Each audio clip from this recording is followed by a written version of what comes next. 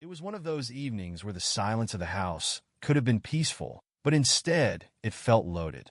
The kids were upstairs, one finishing homework, the other playing video games. My wife, Emily, was in the kitchen, humming a tune that I should have recognized but didn't. I was sitting on the couch, phone in hand, scrolling through the usual flood of emails, news updates, and work notifications when it happened. A text popped up. It wasn't an unknown number, but I didn't recognize it at first. The name displayed was Mr. Callahan, which didn't mean much to me until I realized who it was, the kid's history teacher. I frowned, wondering why he'd be texting me. Maybe it was about a project or something school-related. But the message wasn't about school. Can't wait to see you again. Last night was incredible. Let's meet tomorrow after the parent-teacher meeting like we planned. For a second, my brain tried to convince me I'd misread it. The words blurred on the screen, as if my mind wanted to bend them into something harmless. But no amount of rereading changed the meaning. This wasn't a mistake about a parent-teacher conference. This wasn't an innocent school message. And it sure as hell wasn't meant for me. I stared at the text long enough that the screen dimmed. My thumb hovered over the screen, hesitating between ignoring it and replying. But before I could think too hard, another message came through. I miss you already, Emily. My grip on the phone tightened so hard my knuckles turned white. Blood pounded in my ears, and the quiet hum of the refrigerator felt like a roar. Emily. My Emily. The anger didn't simmer. It erupted like a volcano that had been waiting for the perfect excuse to blow. I could feel my pulse in my neck, my temples, my fingertips. My teeth clenched so hard my jaw ached. I didn't respond to the message. There was no need. Instead, I stood, phone in hand, and walked straight toward the kitchen. Emily was standing by the sink, chopping vegetables for dinner. Her back was turned to me, and her hair was tied up in that messy way she did when she didn't expect visitors. She looked normal, innocent, like the woman who had made me coffee that morning, kissed my cheek, and told me to have a good day. I didn't say her name. I didn't make a sound. Instead, I dropped my phone onto the kitchen counter, screen facing up. The message was there, waiting to ambush her. Emily glanced over at the noise. At first, her eyes flicked to the phone like it was nothing unusual. But the second she saw the message, her entire body tensed. The knife in her hand clattered against the cutting board, and her breath hitched in her throat. I didn't give her the chance to speak. I didn't want to hear any carefully crafted lie or pathetic excuse. Not yet. Explain, I said, my voice low and dangerous. Her lips parted, but no sound came out. Her hands trembled, fingers curling into fists as she stepped back from the counter like the phone had grown teeth. I didn't move. I stood there, arms crossed, staring her down like a hunter waiting for its prey to surrender. Emily finally swallowed hard and whispered, I can explain, okay? But don't you dare start with that. My voice cut through hers like a blade. Don't you even think about explaining this away. She knew better than to argue. I could see it in the way her shoulders sagged, like someone had punched the air out of her lungs. Her mouth opened again, but no words came. And I realized, with cold clarity, that there was nothing she could say to make this better. The truth had already hit me like a speeding truck. And it wasn't just the betrayal that stung. It was the fact that the man she'd chosen wasn't some stranger from work or an old flame. It was someone who had spent time in our home, who knew our kids, someone I had trusted, even if only on a surface level. Mr. Callahan, the man who had once shaken my hand at a school event and said, your son's got great potential. The man who had graded my kids' essays, smiled at parent meetings, and offered advice on college prep like he cared about our family's future. Now he had stolen my wife behind my back. Emily was staring at me, eyes pleading for something I couldn't give. Forgiveness wasn't on the table. Understanding wasn't an option. The only thing I wanted now was the truth. And after that, I wasn't sure what would come next. I turned away from her, hands clenched into fists, and took a deep breath. This wasn't over. Not by a long shot. The storm was just beginning. I didn't leave the kitchen. As much as I wanted to walk out, to slam the door behind me and give myself time to think, I wasn't going to let her off that easy. If I walked away now, I'd be giving her time to come up with excuses, time to manipulate the truth until it became something easier for her to handle. And I wasn't interested in hearing a sugar-coated version. Emily's voice finally cracked through the tension like thunder before a downpour. Please just listen. To what? I cut her off without turning around. More lies? Don't waste my time. Her footsteps shuffled behind me, cautious, like she wasn't sure if getting closer would make things worse. She was right to be afraid. The rage inside me wasn't just anger. It was something darker, more primal. My hands itched, and my breath felt too hot for my lungs. I wanted to punch something. I wanted to scream. But most of all, I wanted to know why. I spun around, and the sight of her, wide-eyed, nervous, her lips trembling like a guilty child, only made my blood boil harder. How long, Emily? Her gaze dropped to the floor. She didn't answer. How long? My voice was sharper now, loud enough to make her flinch. A few months, she finally said, barely above a whisper. Months. Not a one-time mistake. Not a single slip-up in a moment of weakness. This had been deliberate, repeated, carefully hidden. I laughed, but it wasn't the kind of laugh that came with any joy.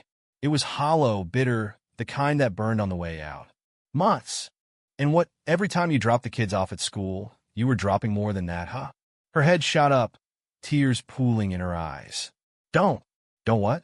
Don't make it sound dirty. Don't make you feel bad about what you did. Newsflash, Emily, I'm not here to protect your feelings. She wiped her eyes with the back of her hand, as if that would erase the damage already done. I didn't care if she cried. I didn't care if she begged. There was no room for pity in me, not tonight. Did you sleep with him in our house? The question came out before I could stop it.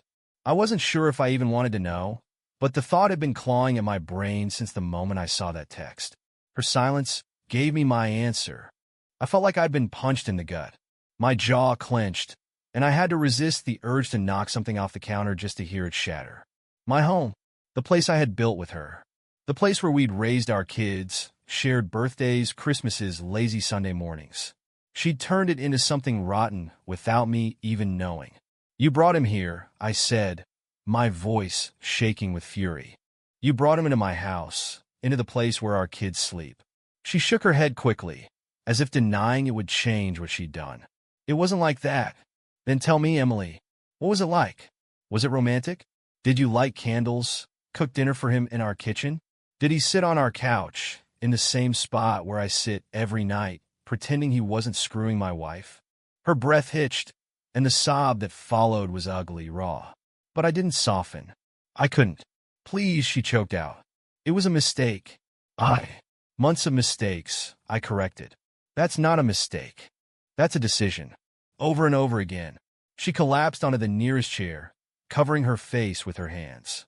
Her shoulders shook with each sob, but I couldn't find it in me to care. Every tear she shed only reminded me of the ones I hadn't cried yet, the ones that were stuck somewhere deep inside, waiting for this storm to pass. You could have told me, I said, my voice quieter now but still sharp enough to cut. If you were unhappy, if you wanted something else, you could have been honest. But you didn't. You lied to me, you lied to the kids, and you let him walk into our lives like he belonged there. I didn't mean for it to happen, she whispered through her tears. Of course you didn't. My words were drenched in sarcasm. That's what they all say, isn't it? I didn't mean for it to happen. But you let it happen. Over and over again. I ran a hand through my hair, pacing the kitchen like a caged animal. My mind was racing, cycling through images I didn't want to see. Emily and Mr. Callahan, their secret meetings, their stolen moments. How many times had I been home, completely unaware, while she was out betraying me? How many lies had she told right to my face? Her sobs grew louder, but they weren't going to save her. Not tonight. What about the kids? I asked, stopping mid-step. Did you think about them at all? Did you think about what this would do to them if they found out their mother was sleeping with their teacher? I never wanted to hurt them, she said between gasps. But you did, I shot back.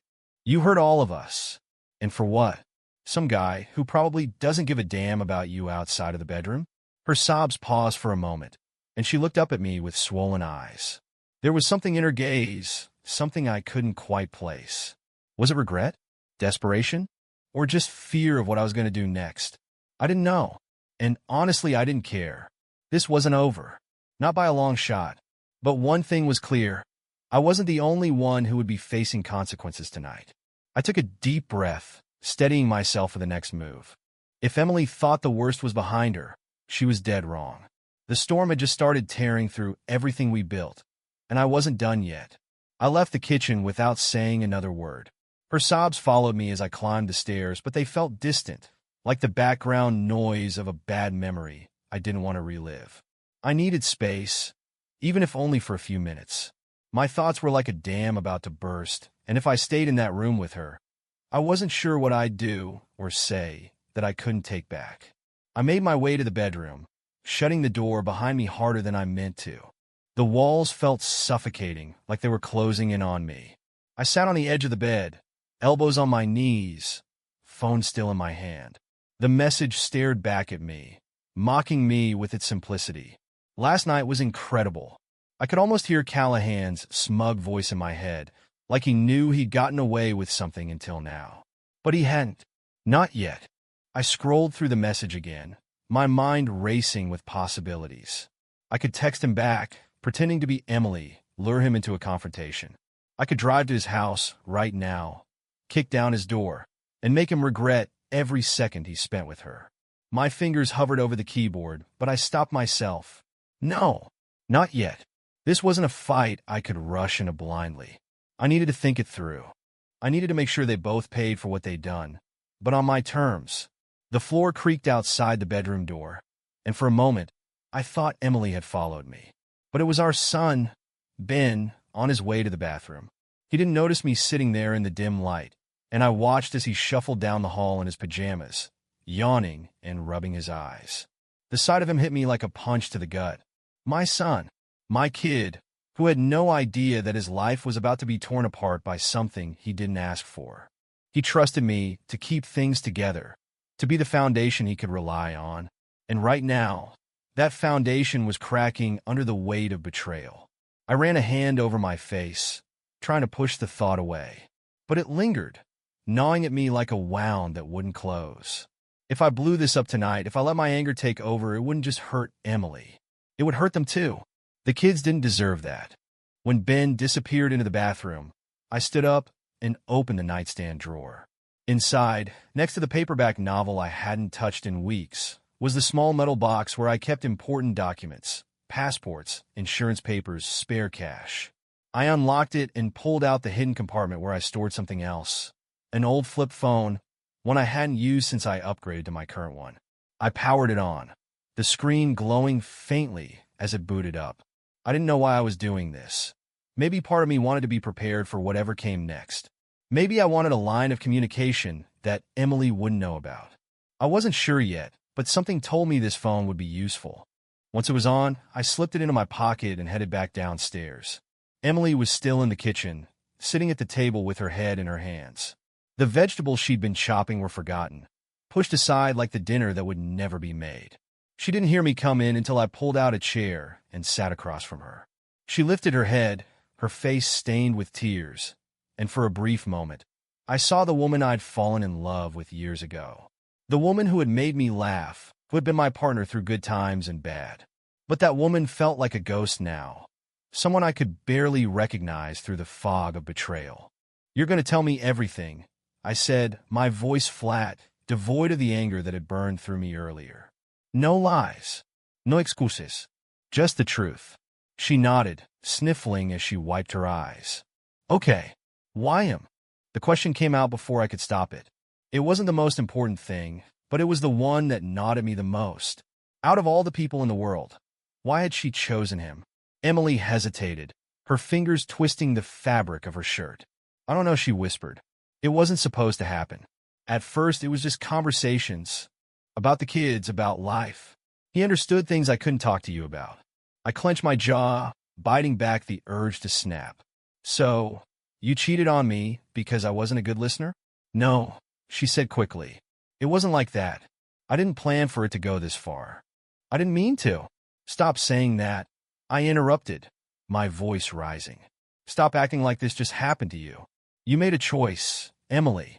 You made it over and over again." Her shoulders shook as fresh tears streamed down her face. "I know," she sobbed. "I know I messed up. I hate myself for it. But it wasn't just about him. It was about me. I felt lost, and he made me feel. Don't, I warned. Don't finish that sentence. The last thing I needed was to hear how Callahan had made her feel special, how he'd filled some void I didn't know existed. I didn't want to hear about the late-night conversations, the stolen glances, the moments that had built up to this betrayal. I leaned back in the chair, exhaling slowly. Do the kids know? No, she said, shaking her head. I was careful. I made sure they didn't see anything. Good, I said, because if they find out, it won't be from me. Her eyes widened, and I saw the panic flash across her face. What do you mean? You're not. I'm not telling them tonight, I said, cutting her off. But don't think this is over. You don't get to walk away from this without consequences. She nodded, swallowing hard, but I could see the fear in her eyes. She didn't know what I was planning, and that uncertainty was enough to keep her on edge. I stood up, pushing the chair back with a screech. I'm going for a drive, I said. When I come back, you'd better be ready to give me the rest of the truth. Because if you leave anything out, I'll find out. And when I do, it'll be worse for you. Without waiting for her response, I grabbed my jacket and headed for the door. The night air was cold, biting against my skin as I stepped outside and slammed the door behind me. I didn't know where I was going, but it didn't matter. All I knew was that when I came back, Emily would have no idea what was waiting for her. The cold air felt like a slap across my face, but it wasn't enough to cool the fire inside me. I climbed into the truck, gripping the steering wheel so hard my knuckles turned white. I didn't bother turning on the radio. The silence suited me just fine. I drove aimlessly at first, circling familiar streets without a destination in mind. My thoughts bounced between fury and disbelief, between memories of our life together and the reality I'd just been blindsided by. I could see her face in my mind, Emily, smiling at me like she hadn't been sneaking around behind my back for months. Every moment we'd shared recently felt tainted, like a movie I couldn't watch without seeing the hidden betrayal in the background. I stopped at a red light, my fingers drumming against the steering wheel. What was I supposed to do now? I could confront Callahan, rip him apart with my bare hands if I had to. But that would be the easy way out, wouldn't it? Just a burst of violence to make myself feel better for a little while. Then what? I needed something more, something that would stick. I wasn't interested in walking away from this without leaving scars of my own. The light turned green, and I kept driving, the wheels in my head spinning just as fast as the ones on the road. I could expose them both, make sure everyone in town knew what they'd done. Callahan wouldn't just be some teacher anymore. He'd be the guy who couldn't keep his hands off a married woman. And Emily? She'd have to live with the shame of it all. But was that enough? Would ruining their reputation satisfy me? I turned down a side street, pulling into the empty parking lot of a closed diner. I parked the truck and rested my head against the steering wheel, taking a deep breath. My phone buzzed in my pocket, and for a second, I thought it might be Emily begging for forgiveness. But when I checked the screen, it wasn't her. It was Callahan. His number stared back at me like a challenge. He must have realized his mistake by now, realized that he'd sent the wrong message to the wrong person. But he wasn't texting, he was calling. The screen lit up with his name, the vibration rattling against my palm. I let it ring. The idea of hearing his voice made my skin crawl. What could he possibly say to me? Apologize? Explain that it was a misunderstanding? Or worse, try to justify what he'd done, like I was supposed to understand how he and Emily had fallen into this affair. The call went to voicemail, but a minute later, the phone buzzed again. This time it was a text. I'm sorry. Please don't do anything rash. Let's talk. I laughed bitterly, the sound echoing through the empty cab of the truck. Talk? The man who had been sneaking around with my wife wanted to talk, as if we could sit down over coffee and sort this out like rational adults. As if I wasn't picturing his face smashed against a wall right now. But his message sparked something in me, an idea that twisted and turned in my head until it took root. If Callahan wanted to talk, I could use that. I could let him think he had the upper hand, let him believe I was willing to listen.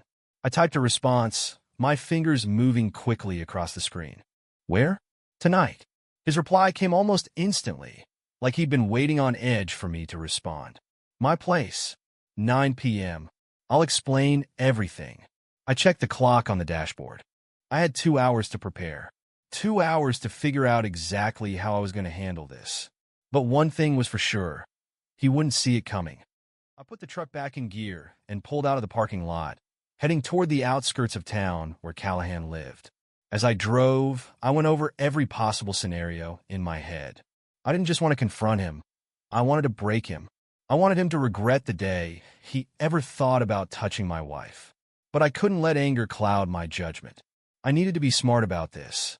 I needed to make sure whatever I did wouldn't blow back on me in the worst way possible. By the time I pulled up a few blocks from his house, my plan was starting to take shape. I parked the truck in a dark corner of the street, away from the street lights, and sat there for a moment, watching his house. The lights inside were on, casting a warm glow through the windows, as if he had nothing to worry about. As if tonight was just another night where he could relax without a care in the world. I clenched my jaw, my breath fogging up the windshield. He had no idea what was coming. I checked the flip phone in my pocket, making sure it was fully charged. This phone wasn't traceable to me. No one knew I still had it. It would be useful if things got messy, if I needed to make sure nothing could be linked back to me. At 8:55 p.m., I stepped out of the truck, the cool night air biting at my skin. I walked down the street, keeping to the shadows until I reached his house. The porch light was on, but the curtains were drawn, hiding whatever was happening inside. I could see the faint flicker of a TV, hear the low hum of voices coming from the living room. I knocked on the door. My heart pounded in my chest, but it wasn't fear. It was adrenaline, pure and electric. This was it, the beginning of the end for Callahan. For Emily. For everything they thought they could get away with. The door opened, and there he was, Mr. Callahan. Mid-40s, clean-shaven, the kind of face that wouldn't stand out in a crowd. But to me, he was a target, and tonight I wasn't going to miss. His eyes widened when he saw me, and for a moment, he looked like a deer caught in headlights. "Oh," he stammered. You actually came?" "Yeah," I said, stepping inside without waiting for an invitation. I figured it was time we had a little chat. He closed the door behind me, his movements stiff and uncertain. I could see the nervous sweat on his brow, the way his hands fidgeted at his sides. He wasn't as calm as he wanted to be. Good. He led me into the living room, where the TV was playing some mindless sitcom that neither of us cared about. He grabbed the remote and turned it off, the sudden silence stretching between us like a loaded gun. I sat down on the couch, leaning forward with my elbows on my knees. "Start talking," I said, my voice calm but laced with a warning. "And don't leave anything out." Callahan swallowed hard, his atoms apple-bobbing like he was trying to choke down his fear. "Look," he said, "I know this looks bad, but—" I held up a hand, cutting him off. "Don't waste my time with apologies. I'm not here for that." He blinked, confused. "Then why are you here?" I leaned back, a slow, cold smile creeping across my face. "Because you're going to help me destroy the life you thought you could steal from me. And by the time we're done, you'll wish you'd never met her." Callahan stared at me like I'd just spoken a language he didn't understand. His lips parted, but no words came out. I could see the confusion mixing with fear, his mind scrambling to figure out what I meant. Good. Let him sweat. Let him wonder. I leaned forward again, resting my elbows on my knees, and locked eyes with him. "You don't think I came here to shake your hand and walk away, do you?" My tone was sharp, but controlled. I wasn't here to lose my temper. I was here to make him regret every decision that led to this moment. He shifted uncomfortably in his seat, rubbing his palms together. "What do you want?" His voice was quiet, barely more than a whisper.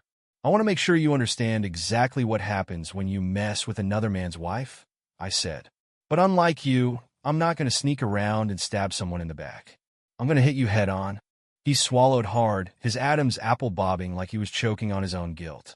Listen, I didn't mean for things to get this far. It started as just talking." I raised an eyebrow, leaning back against the couch. "Talking? Is that what you call it when you send texts like the one you sent me? When you accidentally sleep with a married woman for months?" His face turned red, and he looked down at his hands, like he couldn't bear to meet my gaze. "I know it was wrong. Wrong doesn't begin to cover it," I shot back. "But here's the thing. You didn't just wrong me. You wronged my kids. You dragged their lives into this mess without a second thought. And now, you're going to pay for it. His head snapped up, eyes wide with panic. Wait, please don't. Relax, I said, waving a hand dismissively. I'm not about to go to the cops, and I'm not going to beat you to a pulp, though God knows you deserve it. No, I've got something better in mind, something that'll stick with you longer than a black eye. He looked like he wanted to run, but he didn't move. He knew there was no easy way out. I pulled out the flip phone from my pocket and placed it on the coffee table between us. His eyes darted to it, his brow furrowing in confusion. What's that? Insurance, I said, tapping the phone with my finger. See, I've been thinking about how easy it would be to ruin you. One call to the school board, and your career's over. One post on social media, and your face is plastered everywhere as the guy who couldn't keep his hands off a married woman. He paled, the color draining from his face as the reality of what I was saying sank in. But I'm not going to do that, I continued. Not yet. Instead, we're going to play a little game. You're going to help me take Emily down. You're going to help me make sure she knows exactly what it feels like to lose everything. He blinked, confusion etched across his face. What do you mean? I mean you're going to send her a text, I said, sliding the phone across the table toward him. A text that'll make her think you're pulling away. Something vague, but just enough to make her panic. Something that'll make her feel like her world is falling apart. Callahan stared at the phone like it was a ticking time bomb. Why would I do that? Because if you don't, I said, my voice turning ice cold, I'll destroy you. And not just your job. I'll go to your wife, your family, your friends, anyone who'll listen. By the time I'm done, you won't be able to show your face in public without people spitting on you. He exhaled sharply, running a hand through his hair. You're serious. As serious as the mistakes you made, I said. Now, pick up the phone and start typing. He hesitated for a moment, but the fear in his eyes was stronger than whatever pride he had left. His fingers trembled as he picked up the phone and opened the messaging app. What do you want me to say? Tell her you're feeling guilty, I said. Tell her you can't do this anymore, that it's too risky and you're afraid her husband is suspicious. He nodded slowly, his fingers moving clumsily over the keys. I watched as the words formed on the screen, each one carefully chosen to strike the right chord of fear in Emily. When he was done, he showed me the message. Emily, we need to talk. I don't think we can keep doing this. It's too dangerous, and I think your husband is starting to catch on. I'm sorry, but we should stop before things get worse. I smirked, satisfied. Perfect. Send it. He hesitated, his thumb hovering over the send button, but he knew he didn't have a choice. With a deep breath, he pressed it. I leaned back, crossing my arms. Now we wait. The phone buzzed almost instantly with her response. What do you mean? I thought we were careful. Please don't do this. We could figure it out. I need you. I chuckled darkly. Desperate already. Exactly what I expected. Callahan looked like he wanted to disappear into the floor. What happens now? Now, I said we give her a little time to spiral. And while she's busy trying to fix things with you, I'll be setting the next part of my plan into motion. He swallowed hard, his voice barely above a whisper. What's the next part? I leaned forward, my eyes locking onto his. You'll see. But trust me, by the time I'm done, Emily won't be the only one who regrets this affair. You'll both be begging for it to be over. He nodded slowly, realizing he was trapped in a web of his own making. There was no escape now, and that was exactly how I wanted it. The air outside felt colder when I stepped back into it, leaving Callahan sitting in his own misery. I could imagine him now, probably pacing his living room, running his hands through his hair, wondering how the hell he'd gotten into this mess. He thought the worst part was over because I hadn't laid a fist on him, but he didn't realize that what I had planned would last longer than bruises. This wasn't a fight that would be over in one night. I climbed into my truck, fired up the engine, and checked my phone. Emily hadn't called or texted, but I wasn't surprised. She was probably sitting at the kitchen table, scrolling through her messages, trying to figure out what went wrong. Why is he pulling away? What does he know? She was spinning herself into a knot, and I wasn't going to give her a lifeline anytime soon. Instead, I drove back home, letting the cold night air seep into the truck through the cracked window. My head was clear now. The anger had settled into something sharper, more focused, Revenge wasn't about impulse. It was about precision. If you wanted to break someone, you didn't hit them all at once. You made them watch as everything they cared about crumbled, one piece at a time. When I pulled into the driveway, the house was dark except for the dim light glowing through the kitchen window. Emily was still there waiting. I could see her shadow moving, pacing back and forth like a caged animal. Good. Let her pace. I took my time getting out of the truck and walking to the front door. Each step felt heavy, like I was marching towards something final. When I stepped inside, the familiar smell of our home hit me. A mix of dinner that hadn't been eaten and the faint scent of her perfume lingering in the air. It used to be comforting. Now it made my stomach turn. She was waiting for me in the kitchen, just like I thought. Her eyes were swollen from crying, and she looked smaller, like the weight of the night had physically shrunk her. She opened her mouth to speak, but I held up a hand. "Don't," I said. "Not yet." Her lips pressed into a thin line, but she nodded, stepping aside as I walked past her and grabbed a glass of water from the sink. I drank it slowly, giving her time to stew in the silence. The longer I made her wait, the more anxious she'd get. Finally, I set the glass down and turned to face her. "Did you get a text from him?" Her eyes widened slightly, but she quickly nodded. "Yes." He said he wants to stop, that he's scared, you know. I let out a humorless laugh, shaking my head. Of course he's scared. He should be. She bit her lip, her hands wringing together like she was trying to squeeze the guilt out of herself. I didn't want this, you know. I didn't want it to get to this point. You've said that, I replied coldly. But saying it doesn't erase the fact that you let it happen. You let him into our lives, Emily. And now, you're going to deal with the fallout. She looked down, her tears falling silently onto the floor. I didn't feel sorry for her. Not yet. Maybe not ever. "Sit down," I said, pointing to the chair across from me. She obeyed, sitting with her hands folded in her lap, like a student waiting for the teacher's verdict. I sat across from her, leaning forward with my elbows on the table. "Here's how this is going to work," I said, my voice steady but firm. "You're going to tell me everything you've kept from me. Every lie, every meeting, every secret. I want it all. And if you lie or leave anything out, I'll know." She sniffled, nodding quickly. "Okay, I'll tell you. You'd better," I said, "because after tonight, there won't be any second chances." She wiped her eyes and took a deep breath. It started last spring. The kids were struggling with their schoolwork, and I spent a lot of time talking to Mr. Callahan about ways to help them. At first, it was innocent. We'd talk after meetings, exchange emails. But then, I don't know, it changed. How did it change? My voice was calm, but inside, I was bracing myself for the answer. We started meeting outside of school, she admitted, her voice barely above a whisper. At first, it was just coffee, but then it became more. We'd meet at hotels or his place whenever we could. I don't even know how it got that far. It felt like I was living in someone else's life, like it wasn't real. But it was real, I said, my words like ice. And you made the choice to keep it real. Over and over again. She nodded, tears streaming down her face. "I'm sorry. I know that doesn't fix anything, but I'm so sorry." I didn't respond. I let the silence settle between us, heavy and suffocating. I wanted her to feel every second of it, to sit in the weight of her own betrayal. "Does he mean anything to you?" I asked after a moment. Or was he just a distraction? Her eyes met mine, and for once, I saw honesty in them. "He doesn't mean anything," she said. "He was a mistake. A terrible, stupid mistake." I leaned back in my chair, considering her words. Maybe she was telling the truth. Maybe he really didn't mean anything.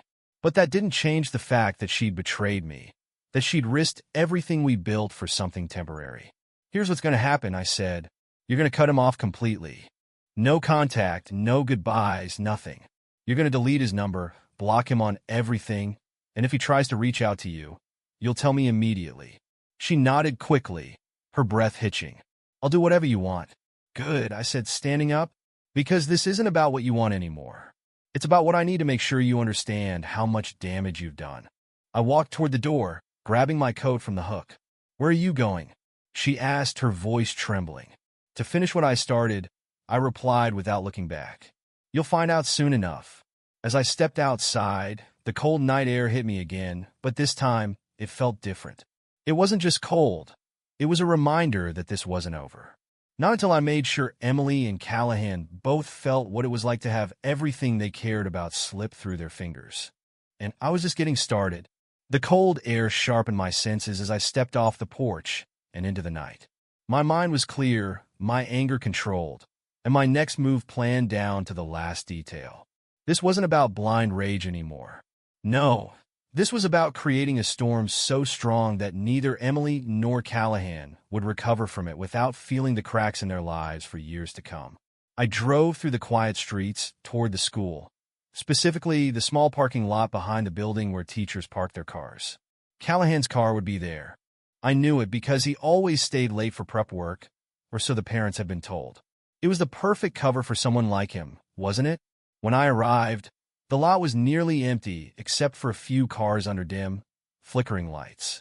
My truck blended in as I parked near the entrance and killed the engine. I grabbed the flip phone from my pocket and opened the message history. I scrolled back to Emily's desperate text from earlier. "We can fix this. Please don't leave me. I need you." Pathetic. I smirked and typed a response, but this time, I wasn't pretending to be Callahan. This was all me. "You'll regret it if you don't meet me tonight. I'm done playing games." I hit send, knowing it would rattle her. She'd be reading that message with her heart pounding, wondering if this was the moment everything fell apart. And it was, just not in the way she thought. I didn't wait for her reply. Instead, I got out of the truck and made my way toward the school's back entrance. Callahan's car was parked near the door, just as I expected. I pulled out the small crowbar I'd brought, weighing it in my hand. I wasn't here to destroy his car. At least, not completely. I wanted him to see the damage, to feel the fear when he realized someone had been close enough to touch him. With one swift swing, I smashed the side mirror, the glass shattering and falling to the ground in pieces. The sound echoed in the empty lot, but I wasn't worried about anyone hearing me. The school was dark, and the nearest houses were far enough away. I moved to the driver's side door and left a long, deep scratch down the length of the car, the metal groaning under the pressure. It wasn't enough to total the vehicle, but it was enough to make a statement. When I was done, I pulled a small piece of paper from my pocket and taped it to the windshield. The message was simple: "Stay away from my family, or next time, it won't be your car." Satisfied, I turned and walked back to my truck, my heart pounding with adrenaline. The night wasn't over yet, but this was only the first piece of the puzzle. I had set the bait, and now I just needed to watch them squirm. When I got back home, the house was eerily quiet. The lights were off, and for a moment I thought Emily had gone to bed.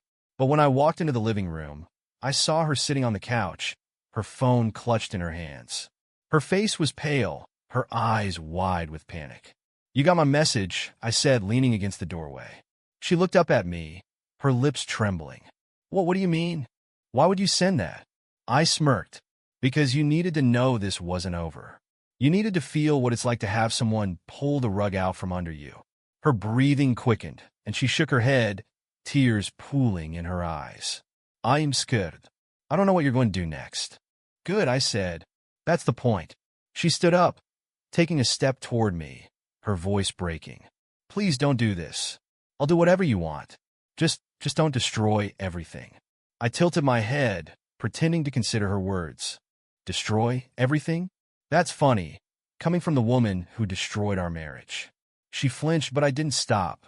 "You had months to think about what you were doing, Emily. Months.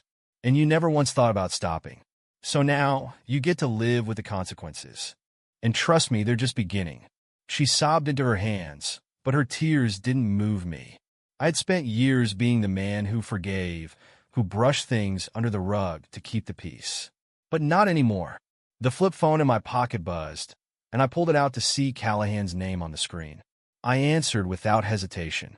"Hello," I said, my tone casual. "Look, I don't know what you're planning," Callahan said, his voice trembling, "but please don't take this any further.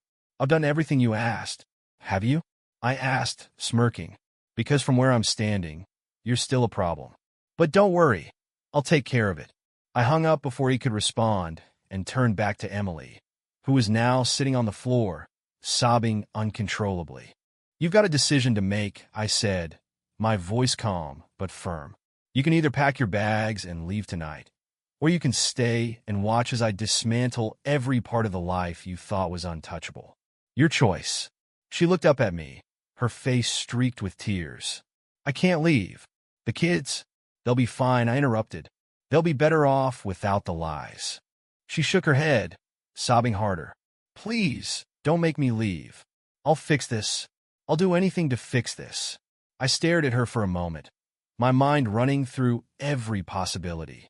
Forgiveness wasn't on the table, but making her suffer just enough to understand the depth of her betrayal, that was something I could live with. "You've got until morning," I said, turning toward the stairs. "After that, don't expect any more mercy." As I climbed the stairs and entered the bedroom, I shut the door behind me and exhaled.